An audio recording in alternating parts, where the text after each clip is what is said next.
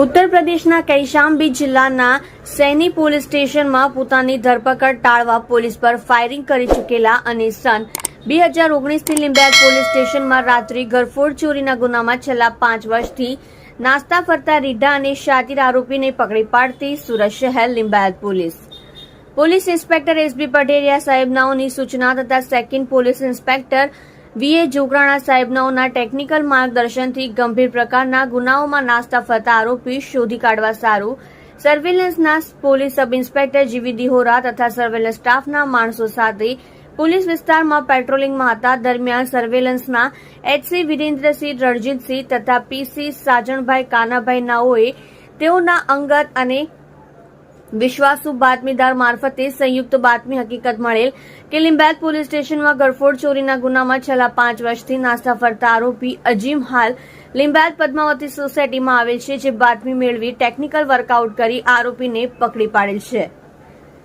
સદર ઇસમને યુક્તિ પ્રયુક્તિથી પૂછપરછ કરતા જણાવેલ કે આજથી 5 વર્ષ પહેલા લીંબાયત પોલીસ સ્ટેશન વિસ્તારમાં આવેલ જય Hanuman mobile cells and service નામની દુકાનમાં સદર આરોપી તથા તેમના સાગરીતોએ સાથે મળી લોખંડના સળિયા વડે દુકાનનું શટર વચ્ચેથી ઊંચું કરતા શટર બેન્ડ વળી ગયેલ અને શટર ઊંચું કરી દુકાનની અંદર ઘૂસી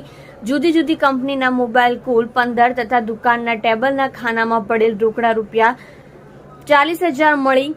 કુલ્લે 2,34,588 ની મત્તાની ચોરી કરેલા કબૂલાત કરતા હોય અને જે ગુનામાં આરોપી આજ દિન સુધી નાસ્તા ફરતા હોવાની હકીકત જણાવતા સદર આરોપી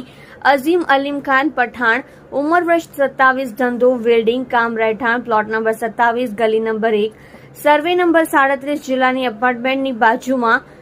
પદ્માવતી સોસાયટી લીંબાયત સુરત શહેર મૂળ વતન ગામ અમાઉ થાના ખાગા પોલીસ સ્ટેશન અમાઉ તાલુકો ખાગા જિલ્લો ફતેપુર ઉત્તર પ્રદેશ વિરુદ્ધ કાયદેસરની કાર્યવાહી કરેલ છે.